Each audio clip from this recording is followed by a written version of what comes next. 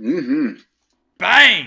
Yes, we are on. Ladies and gentlemen, welcome to part 2 of the predictions video. I'm your host, the Aussie arm wrestler, and with me, he is back because he had too much fun on the first episode of the predictions video. And if you haven't watched it, then go back and watch it and then come back and join us for this one. You're just missing out on pure arm wrestling content.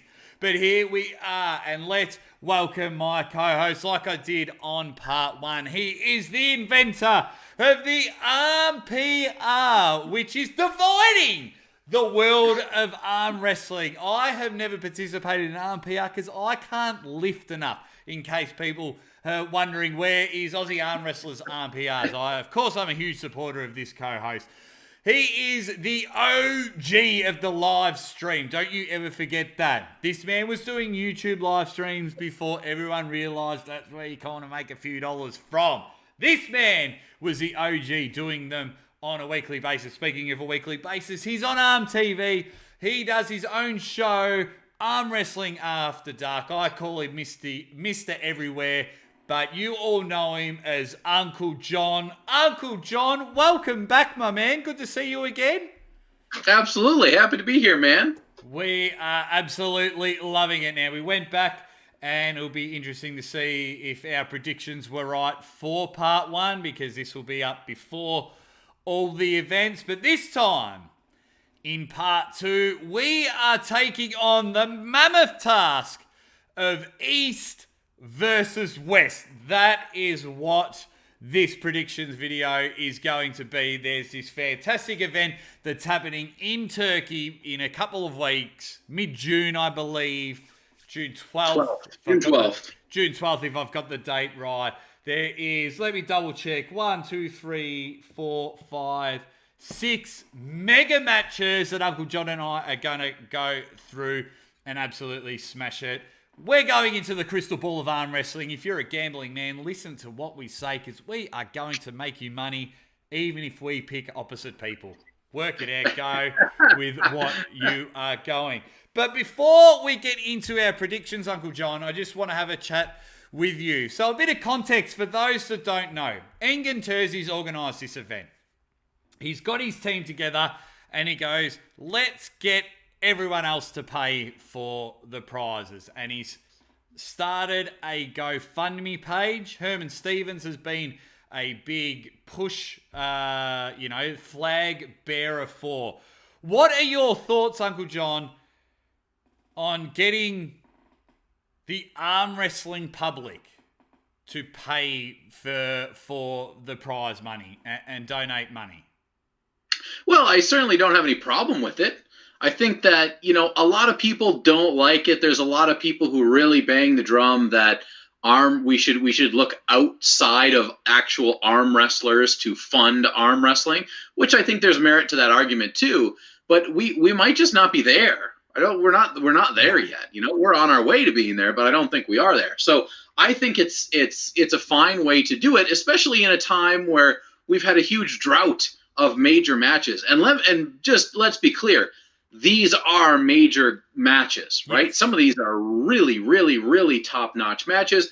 And the second part to the whole thing is that people are literally not supporting this event just because they hate Erkan so much. Which part of me wants to laugh a little bit, but the other part of me is like, guys, this is an awesome event. Who cares? Just get over the Erkan hatred. I am not Erkan's biggest fan in the world, but of course I'm going to support this event. This event has ridiculous matches that we're not going to get otherwise. So it behooves us as arm wrestlers and arm wrestling fans to support this as much as we possibly can. Not only because they're good matches, but because it really is showcasing something that we talk about all the time, which is East versus West, but we so rarely get to see any actual conflict between that happen. Bang! On the money with that one. Now, for a bit of context for those that don't know, Erkan Terzi just flipped out. He was getting really upset about Devon and the King's move or the desperation move, and just started banning everyone from. He's built a very big Facebook page, Arm Wrestling Engen. You know, it's got like 14,000 people on there, and everyone was able to share their arm wrestling content. And if you supported or said anything positive about Devon, he either kicked you off or just not allow you to post anything. If my research tells me right, you have been kicked off, Uncle John. Yeah, I don't have any access to Arm Wrestling Endgame because I don't know if there was a specific thing or just because I live in Canada or if I did say some smart ass comment. I have no idea, but that's fine because look. In the arm wrestling community, a lot of us, we get different things out of arm wrestling. Engen, to me, is what I would call an extreme purist of arm wrestling, right? Yeah. I would call myself a freaking clown. You know, I want to have fun more than anything else. And Engen wants his arm wrestling to be very serious. And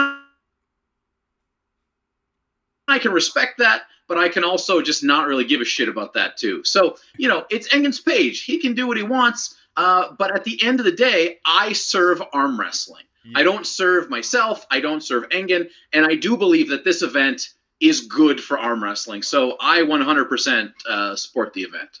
Oh, I think the event in itself is fantastic. And for all you people out there that aren't liking Engen at the moment, this isn't a profitable thing for Engen. Engen has come up with a model where he thinks we can get 6 absolute killer matches, 12 of the best in the world, settle a debate of East versus West.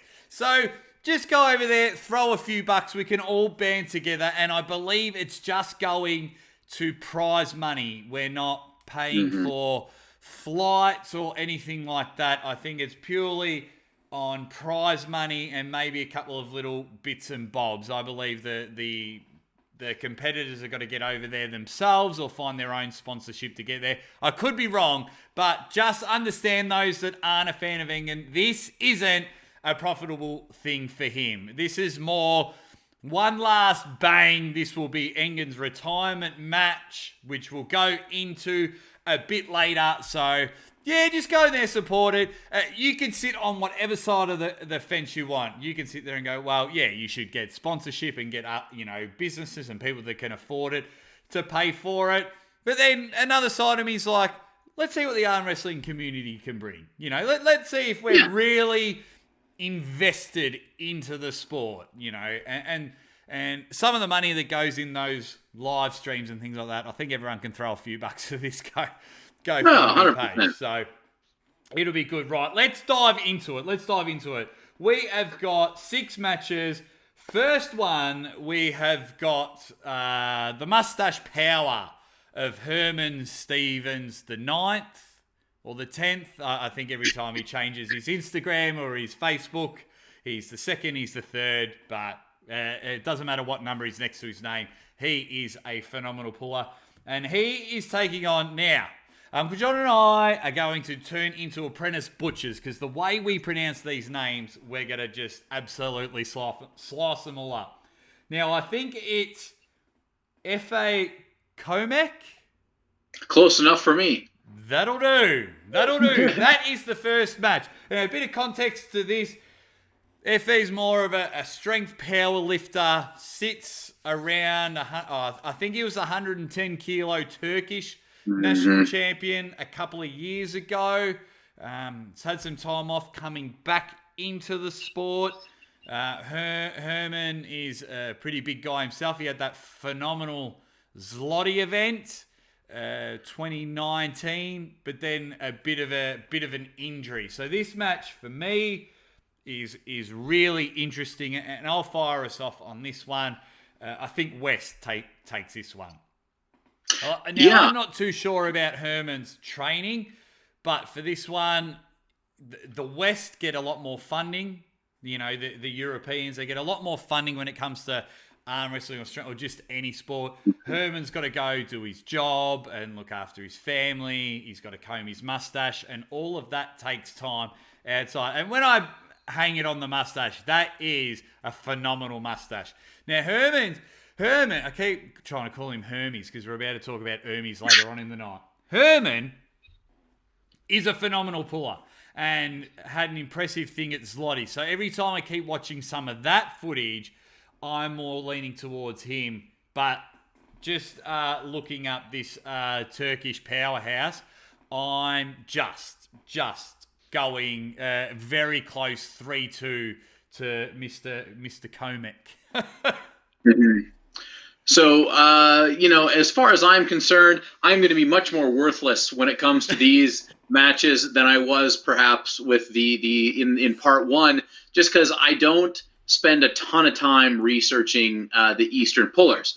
Now, I do know that FA had a 12th place finish at WAF in 2017 or 18, I think it was, right-handed.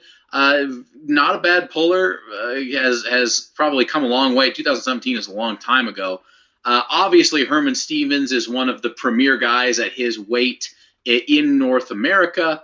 Herman's very, very smart. Okay? Yeah. Herman is going. I guarantee you, Herman will do his homework. I think Herman will do everything in his power to train. But like you said, Herman at the IFA Worlds and Zloty, when those things happened simultaneously, he did walk away from that with a significant injury. So, and I know that it was still bugging him not that long ago. So I don't know exactly where he is, but I do believe I will back Herman 100% in this match. I will go with him for the win. Just because I really believe that he will absolutely do what he needs to do to get himself in the right position and condition to win that match. Oh, yeah, absolutely. And I think it's a bit of lack of knowledge on my end on both pullers. I mean, I know a little bit about Herman, but I just see him more in interviews and things like that and not so much of the pulling. And I'll correct myself. I'm going with the East on this one. I'm going with the Eastern Europeans. I think I've mentioned West before and then mentioned the European guy. I'm going with the East. So straight away, we're split down the middle. And once again, this first prediction from myself is with no conviction at all. But I think this massive unit can lean on Herman like injury and weaknesses. But yeah, Herman is very intelligent on the table. And yeah, it's a 50-50 flip of the coin. I was guessing you were going to go Herman, so that's why I kind of leaned over. So we've got a bit of debate, and everyone can just pick a side on this one. But yeah, that'll be very good. That'll be very good. This second match, I'm very, very interested in because I'm a huge fan of Tony Katowski. A huge fan of Tony Katowski. Go back to the Aussie Arm Wrestler archives and watch the interview with Tony Katowski. Great guy and just looks thick. Tried to cut weight for WAL, just doesn't sit well with him. Loves to eat and things like that, and just sits naturally at his weight, so just comfortable. And he's taking on Bozidar Semenov, something like that. This Bulgarian brute. Loves his inside side pressure. But for me, in this one, I think it's just Tony in a hook all the way. Ah, interesting. So I did do a little bit of, I do know Bozidar a little bit. This guy is not to be messed with, okay? No. This guy's got four WAF championships. I mean, 2 of them were at the junior level, but he did have 2 WAF titles at 80 kg. I'm going Bozidar in this one. I really like Tony as well, but I was so impressed when I was watching stuff with Bozidar. He's young. He's just got freak show power. And I do love this match. I think it will be a very, very good match. But I'm actually going to go Bozidar on this one. I don't know what the score is going to be, but I'll go with Bozidar. Well, we're split down the middle. Mine's more of a biased decision because I love TK like there's no tomorrow. But yeah, but Bozidar, I liked his inside side pressure, especially in the straps if it gets there. I mean, if it gets there, let's face it, I think all these matches are going to be in the straps. I think every single big time match is going to be in the straps. But yeah, both Supermen. It's very, very exciting. Very exciting, this match. Split down the middle again. We've swapped sides. Yeah. You're going Tony, you're going Bozadar. Yeah, he's very, very impressive. It will be interesting to see how a lot of these, North Americans or Westerners go over with WAF rules. They're used to a bit of freedom on the pads, so it'll be really interesting on that account. So that one is split down the middle. The next one is probably what we'd call the semi-main event, but I'm throwing it in the middle if I'm booking the card. And it's the retirement match. This match was actually supposed to happen a couple of months ago, but obviously COVID wrecking everything, and it couldn't happen. So we've got the legend, Erkan Terzi, the absolute legend. Like him or not, the guy's track record speaks for himself. He's a phenomenal puller. You take everything else outside of it, guy's a freak. Guy's an absolute freak.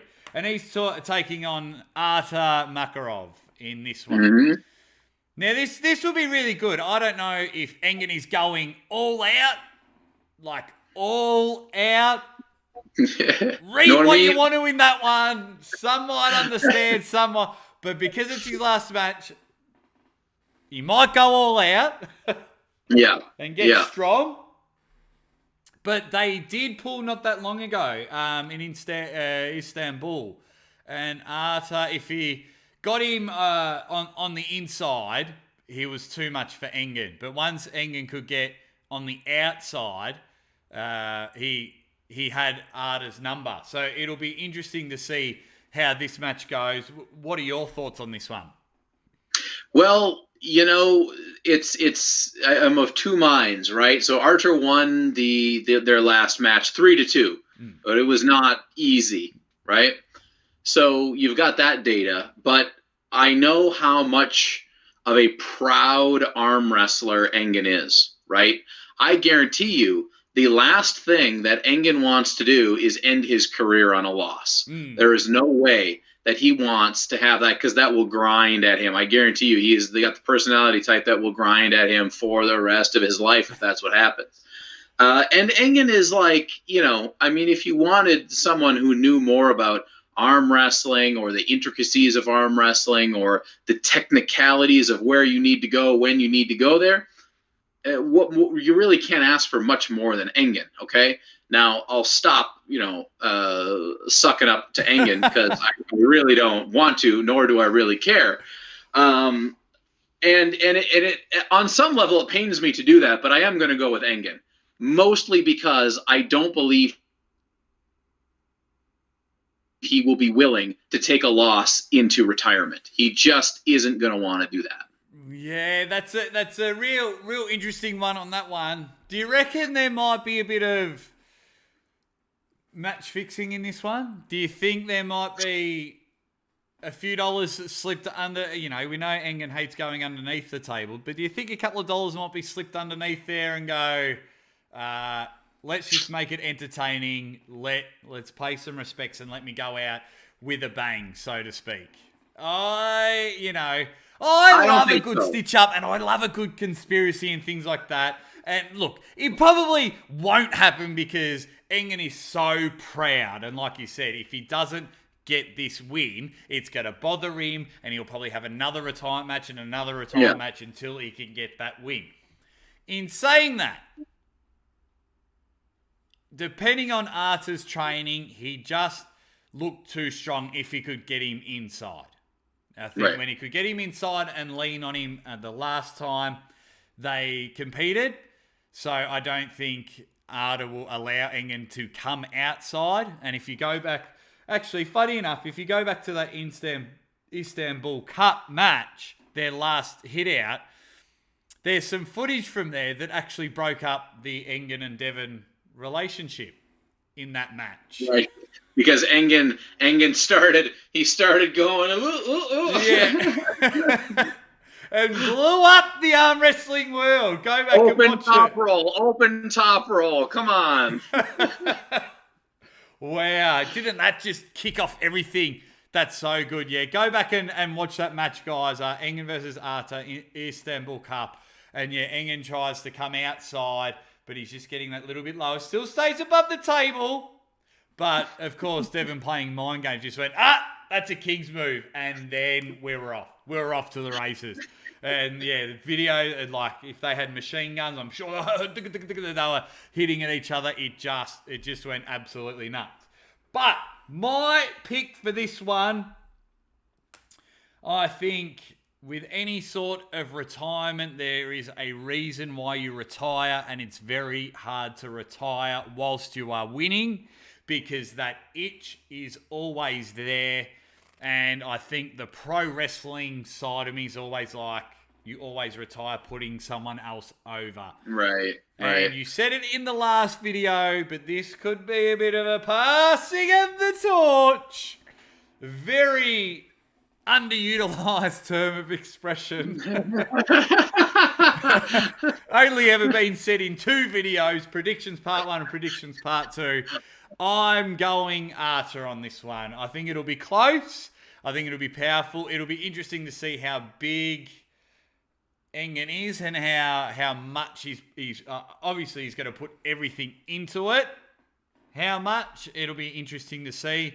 I know nothing of Arta, but I just think he has the strength and power, and I think he'll just be too big and too strong for Arta. But once again, I think it'll go down to the wire 3-2 because Engen's not dumb.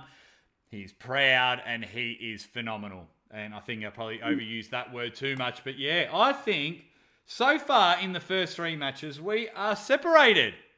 Totally Hey? split. We will, ladies and gentlemen, welcome to the Fence Sitting Show. Yeah. Where we will give you the predictions where everyone wins. And we're going to hand out participation trophies, not third place trophies. We've got to get on board. We've got this next match. We've got to be on the same one. And you can tell we're fence sitters, guys. There was no background beforehand. Uncle John and I didn't discuss all of our results and things like that beforehand. We're going in raw. We're going in raw with this one. Okay.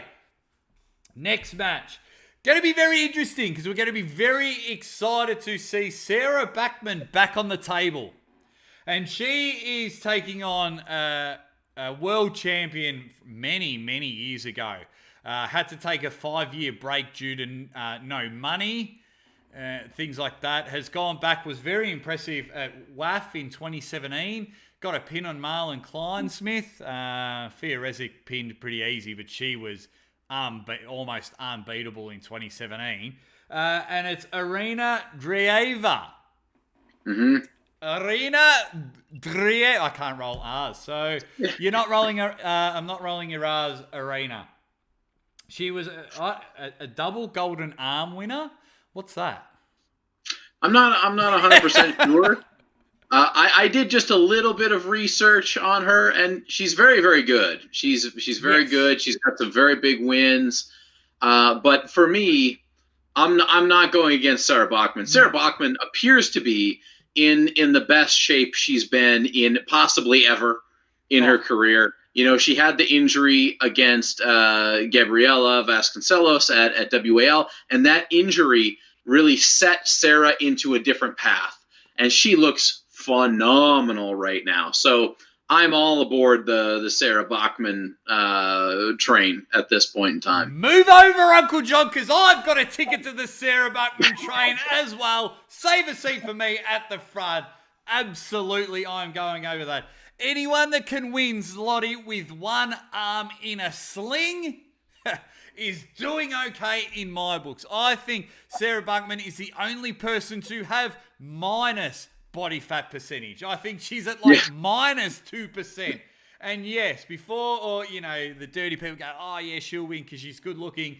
She will just win because she's so strong. So strong. And just with her training, her life is just dedicated to fitness. This is her full-time job. She's getting sponsorship money everywhere and anywhere, whether it's, the YouTubes, the Instagrams, the modeling, things like that. So she can train full-time. Arm wrestling is almost second nature to her now. But in saying that, she knows how to arm wrestle. And that's the difference with Arena. Arena, yes, is a world champion, but I think the size and strength of Sarah just, steamrolls her. Absolutely sweeps the floor with her 3-0. Nice and easy on this one. Oh, I'm sorry, Arena. I'm sure you're a huge fan of Uncle John and the Aussie Arm Wrestler, even though we can't get your name right. But yeah, it distresses me a little bit that I don't really have the data on Arena, and we do have some data at least on Sarah. I've spoken with her over the last year, so I kind of know her mindset and where she's going. But yeah, I have to go 3-0 for Sarah. Yeah. Our first clean sweep of it. You didn't pick any clean sweeps in the last video, but you've got in. No, I have a hard time with that. You've got in and gone balls to the wall on this one, ironically in a women's match. So that's very interesting. We've both gone 3-0. We're back on board. We're back on the same team, getting the predictions in. If I were a betting man, that would be my big confidence bet. That's when the chest would come out and I would give the Vince McMahon bang off to the bookies, say throw it all on there.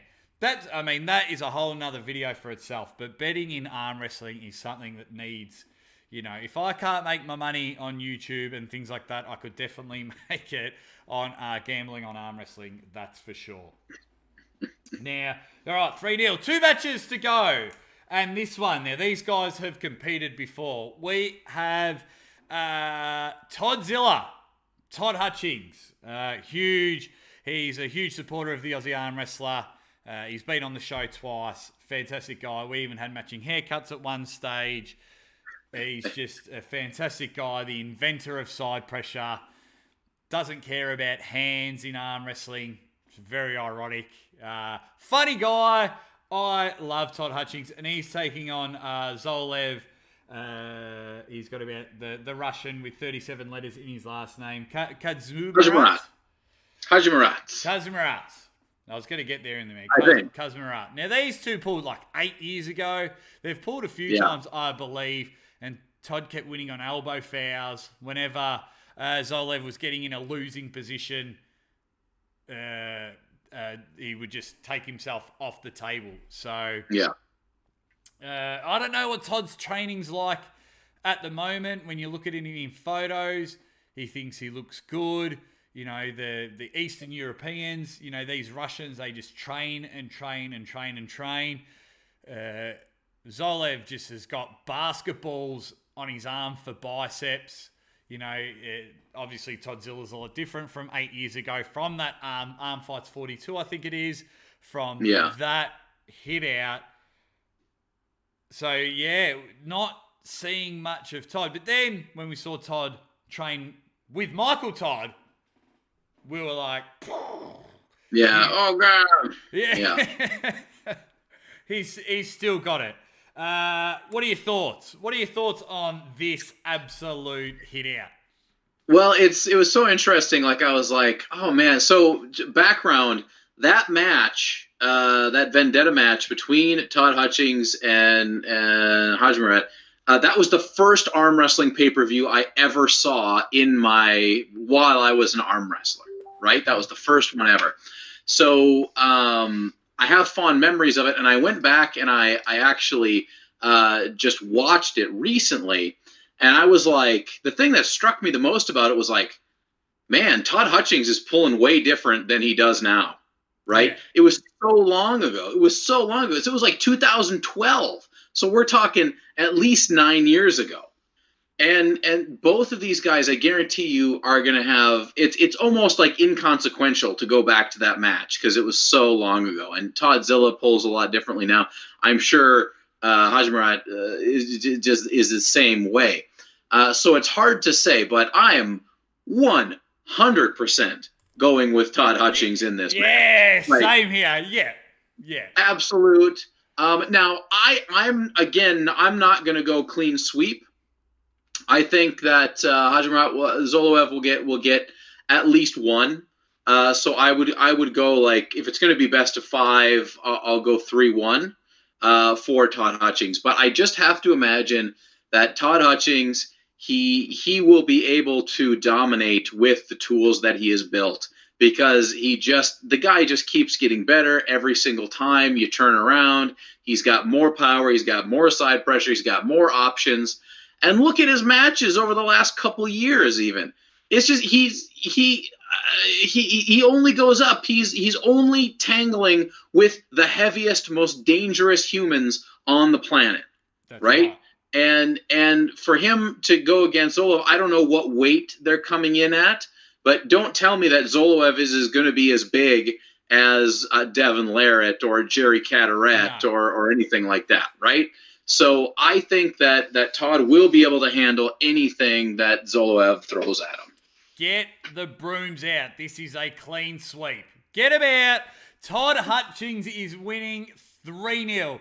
That side pressure and the giant slayer that he was not that long ago, you don't lose that strength very easily. And I reckon he would be training quite a fair bit still, because there'd be murmurs of matches like these happening. And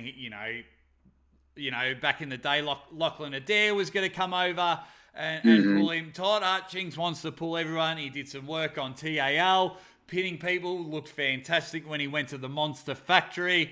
Get the broom out. Get it out.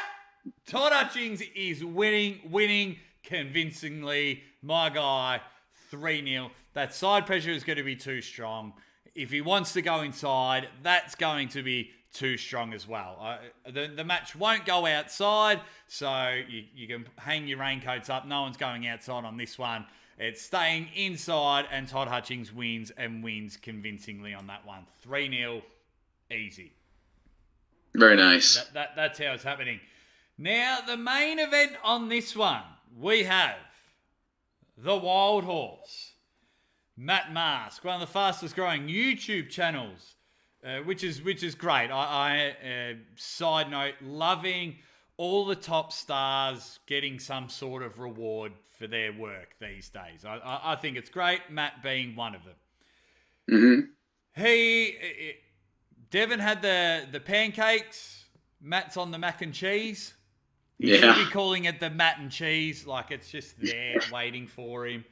And he is taking on the practice pulling champion of the world. The man that is terrible at trash talking.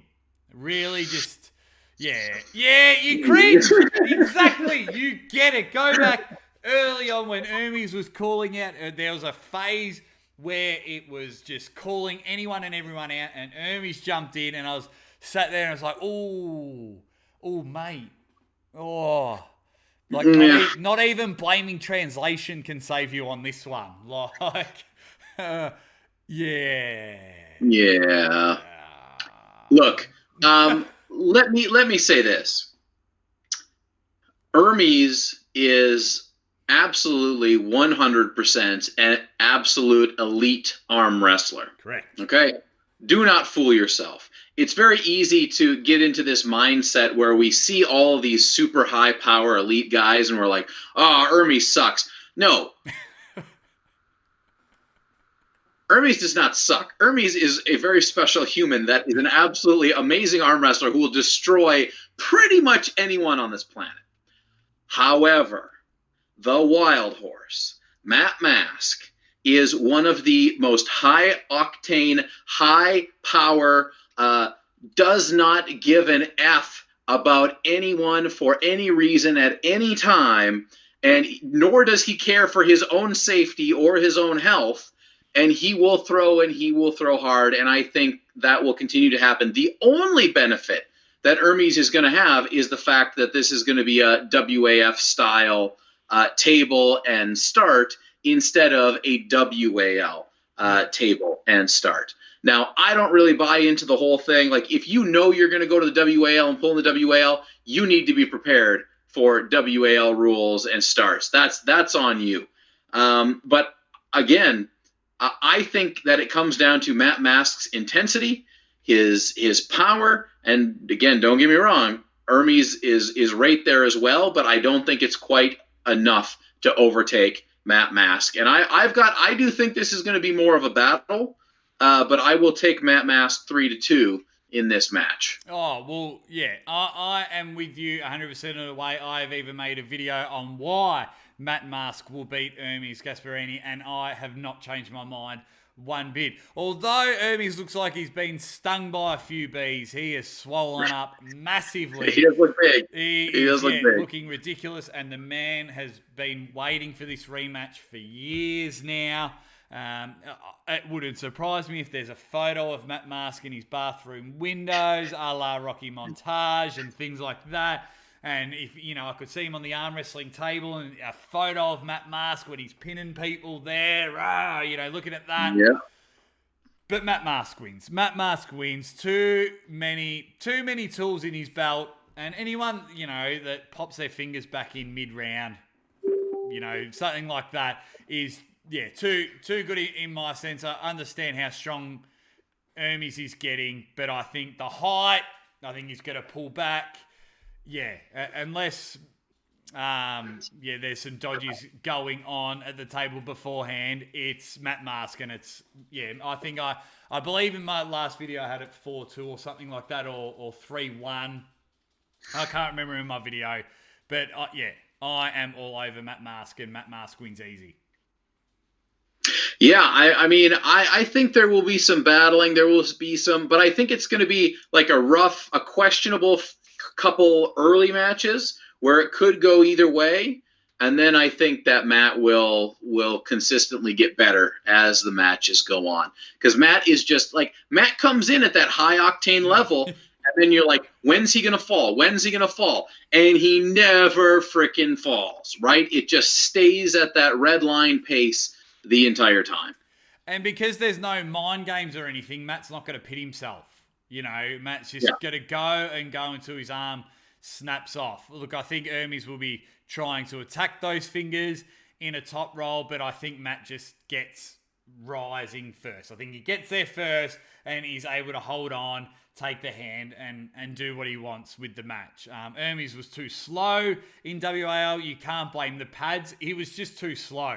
He's not used to the setups of WAL. That may have gone against him. But yes, as you mentioned before, if you are an elite puller, you need to know what league you are pulling in. If you're getting flown halfway across the world and, they're going to give you a few months payoff, do your homework. And maybe the stubbornness of the Eastern Europeans may have backfired on him there. But Hermes would have done his homework and things like that. Hopefully he's picked up on a bit of his trash talk, which is absolute rubbish. His arm wrestling isn't rubbish though.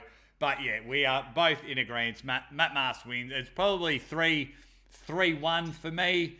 Hermes has the tools. He has the talent to get the pin. That's, no questioning that. Yeah. An elite puller, but he's going up against an elite person in the Wild Horse. And Matt's rise, his height, just takes over because Hermes isn't that tall. Well, in their last match, Matt made him look tiny. And I think that'll play a huge advantage on that one.